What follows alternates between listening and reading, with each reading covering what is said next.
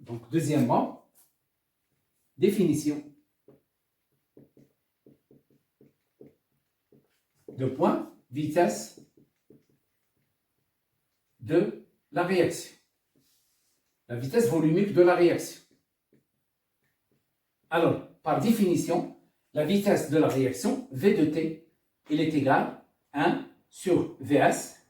Vs, c'est le volume de la solution, fois d de x sur dt. Voilà, ça, voilà la vitesse de la réaction. Donc, Vs, c'est volume de la solution,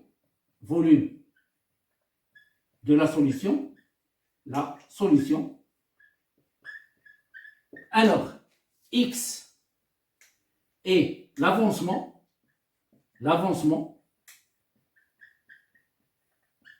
de la réaction,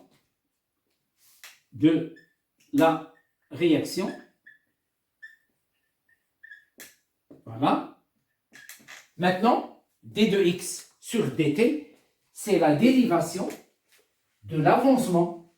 d de x sur dt, c'est la dérivation, voilà, d de x sur dt. Il est noté en maths exprès de t, donc dérivation de l'avancement. L'avancement par rapport au temps. Rapport au temps.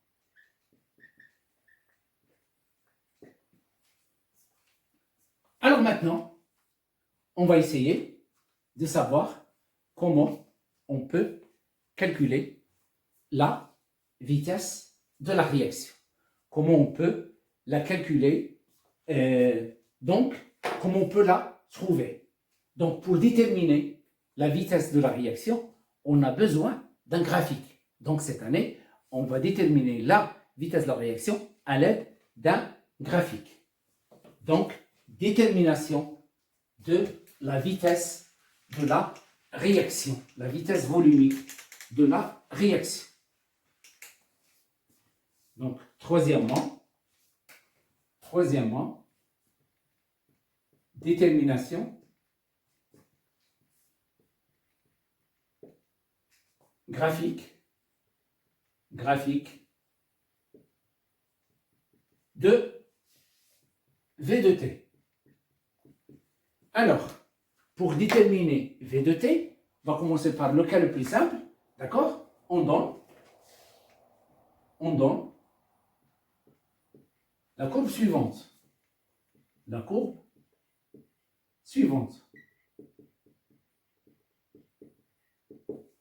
Donc, ils vont nous donner une courbe x en fonction du temps. Alors voilà, x en fonction du temps. Alors, le x en fonction du temps, c'est une fonction toujours croissante, il passe par 0. Voilà. Donc ça c'est x. Alors, x en mol et le temps en secondes. Ça c'est 0. Alors, ils vont nous demander de calculer la vitesse à un instant donné. Par exemple, un instant t, calculer la vitesse, voilà, chercher la vitesse, v, un instant t est égal à 5 minutes. Alors, on a ici, par exemple, en minutes, ou bien, voilà, 5 secondes, si on veut travailler avec l'unité internationale, donc 5 secondes, donc le t, alors en secondes, vous cherchez le 5, voilà le 5 secondes. Vous faites la projection, vous trouvez ici un point. Alors, qu'est-ce que vous allez faire? Vous allez tracer la tangente. On va tracer la tangente. Voilà, on trace la tangente. Alors, puisque on ne peut pas, c'est-à-dire les élèves ne peuvent pas tous tracer la même tangente, donc automatiquement, qu'est-ce que vous allez constater? Vous allez constater que l'exercice, c'est lui qui va tracer la tangente à votre place. L'exercice qui va tracer la tangente à votre place. Donc la tangente, vous allez la trouver déjà tracée. Donc vous cherchez le point, voilà la tangente. Donc celle-là, c'est la tangente. Alors donc, vous avez ce point-là, c'est un point M. D'accord? Donc, l'abscisse, c'est 5. Alors, qu'est-ce que vous allez faire? Vous allez choisir deux points appartenant à la tangente. Je vais appeler ce point-là A et je vais appeler ce point-là B. D'accord? Alors, je fais la projection, voilà, ici. Ça donne ici TB. Et là, la projection, ça donne XB. Je vais ici choisir, voilà, un autre point. Ça, c'est TA. Et celui-là, c'est TB. Voilà. Alors, maintenant, voilà, TB. Alors, on cherche le coefficient directeur. Le coefficient directeur, alors, d de x sur dt, donc d de x sur dt, il représente quoi? Il représente le coefficient directeur, donc d de x sur dt. À l'instant t est égal à 5 secondes, et le coefficient directeur de la tangente, de la droite tangente. Alors, la droite tangente, c'est-à-dire celle-là. Alors, comment je peux calculer le coefficient directeur? Alors, je le calcule d'une manière très simple, d de x sur dt, à l'instant t égale 5 secondes, elle est égale, voilà, alors moins. Donc, je choisis deux points, A et B. Donc, xb moins xb moins xa, ça c'est xb, voilà, xb, ça xa, ça c'est tb, ça c'est ta. Donc, en haut, je mets ici x moins x, b, a, donc ici, tb moins ta. Donc, je calcule celle-là, j'ai la valeur de xb, j'ai la valeur de xa, j'ai la valeur de tb, j'ai la valeur de ta, je calcule celle-là. Et après, nous avons la vitesse t. Alors, elle est égale à 1 sur vs fois d de x sur dt, c'est-à-dire 1 sur vs fois xb moins xa divisé par tb moins ta. Alors, la valeur de vs, c'est une donnée. Donc, l'exercice, il va vous donner, par exemple, vs est égal à 0,4 litres. Vous remplacez le vs par sa valeur, le xb, le xa, le tb, le ta, vous allez choisir deux points qui appartiennent à la tangente à l'instant t égale, par exemple, 5 secondes. Alors, maintenant, je peux vous demander, calculer la vitesse de la réaction à l'instant t égale 0. Alors, deuxième exemple. Voilà. Nous avons la courbe. Voilà la courbe.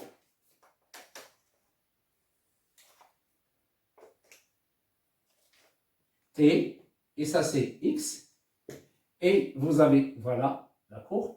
Donc, lorsque celle-là se stabilise, voilà, ce point-là, il représente quoi? Il représente x final.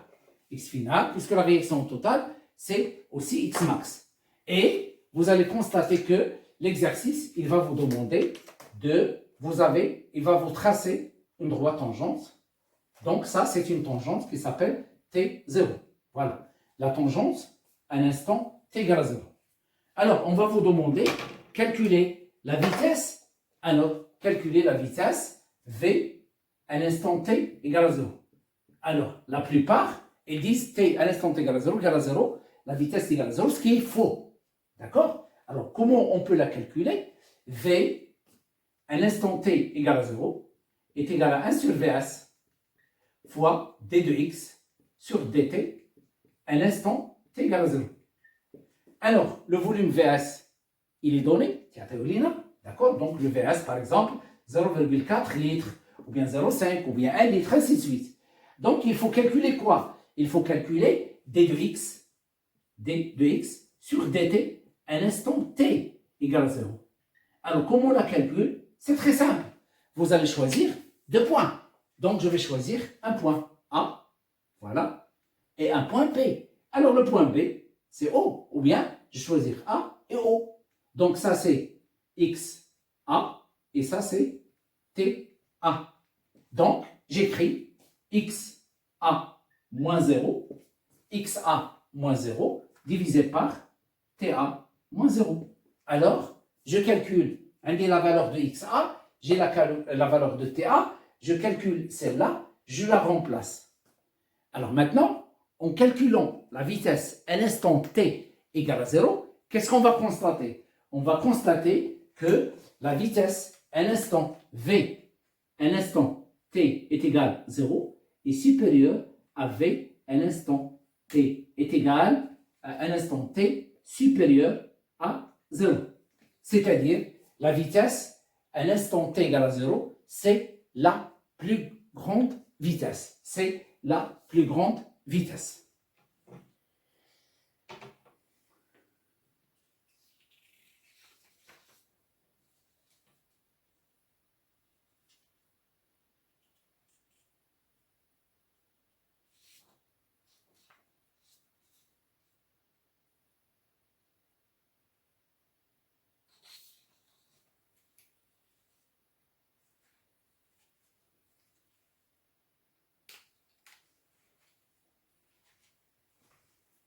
Alors maintenant, on passe au paragraphe le temps de demi-réaction. Le temps, quatrièmement, le temps de demi-réaction.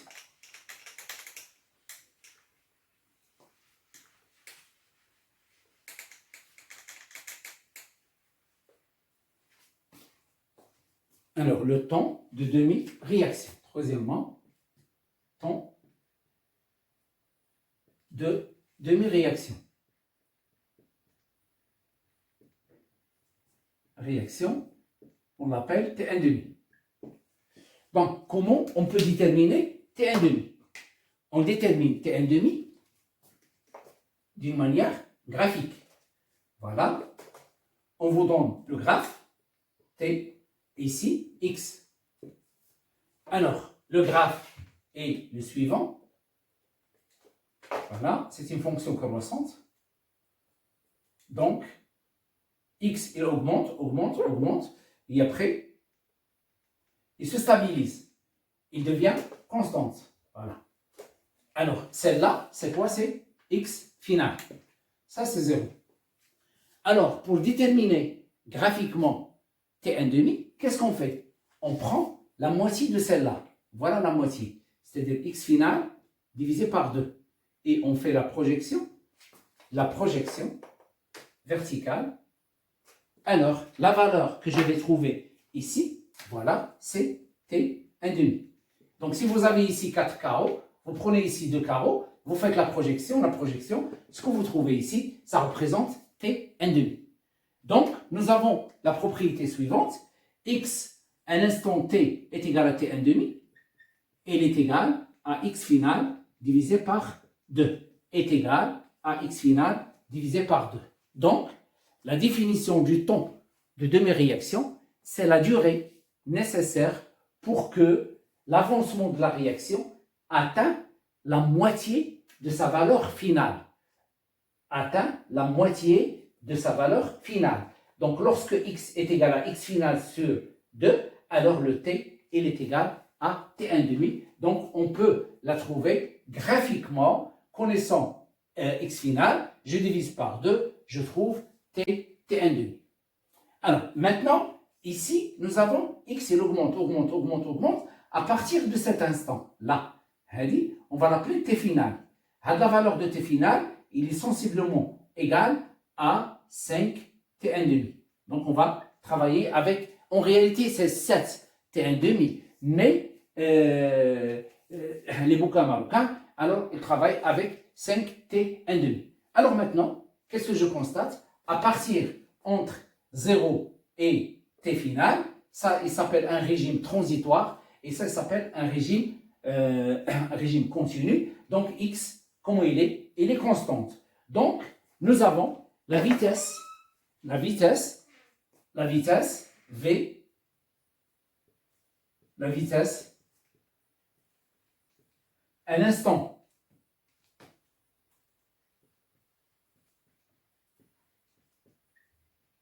Alors, la vitesse, un instant t supérieur à t final, supérieur ou égal à t final.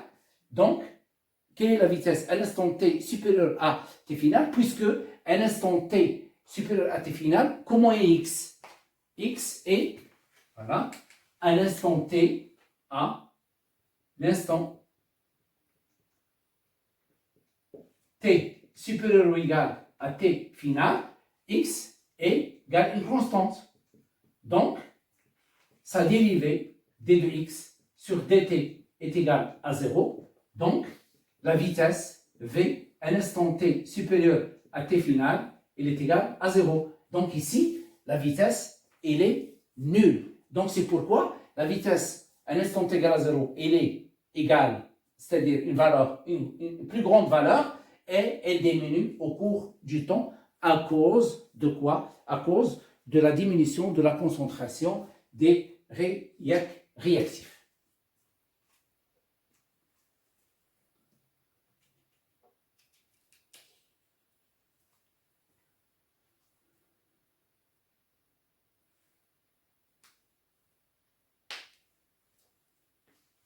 Alors, grand 5,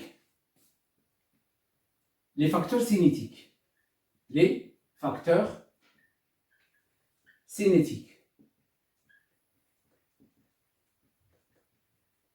Alors, les facteurs cinétiques, ce sont les grandeurs qui ont une influence sur la vitesse de la réaction.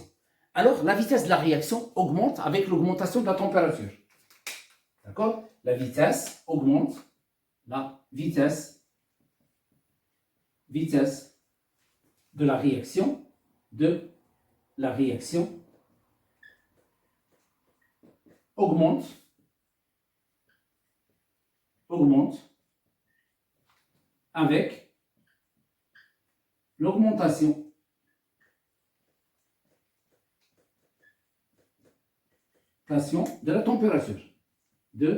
de la température. Alors, température, grand T. Donc, la température est un facteur cinétique. Maintenant, l'inverse. La vitesse de la réaction diminue avec la diminution de la température. Donc, si on veut diminuer la vitesse de la réaction, on diminue la température. Donc l'augmentation de la température entraîne l'augmentation de la vitesse, diminution de la température entraîne la diminution de la vitesse. Donc, la vitesse de la réaction,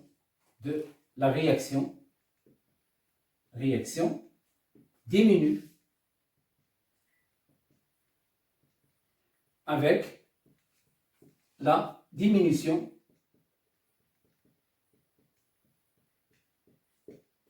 de la température.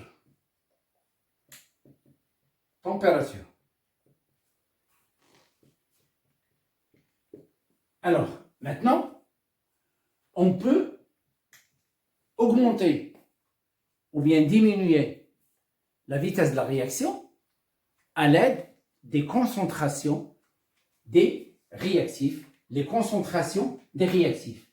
Donc, la vitesse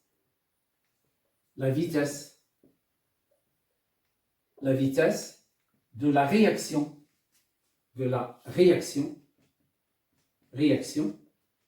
diminue avec la diminution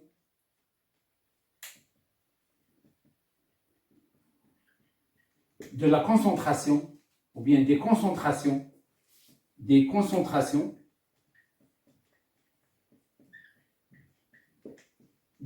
réactifs. Donc, lorsque la concentration des réactifs diminue, automatiquement, la vitesse, elle aussi, elle diminue. Donc, qu'est-ce qu'on dit? Les facteurs cinétiques sont quoi? Les concentrations des réactifs et la température. Alors, aussi, la vitesse augmente avec un catalyseur. La vitesse augmente avec un catalyseur. catalyseur, c'est un corps qui fait augmenter la vitesse sans participer à la réaction. Donc, nous avons les facteurs cinétiques. Alors, la température est un facteur cinétique. La concentration est un facteur cinétique. Aussi, la vitesse, c'est-à-dire le catalyseur, permet aussi d'augmenter la température. Donc, on peut le considérer aussi comme étant un facteur cinétique. Donc, c'est la fin de la leçon. À la prochaine, Inch'Allah. On va terminer les informations concernant cette leçon en travaillant des séries d'exercices.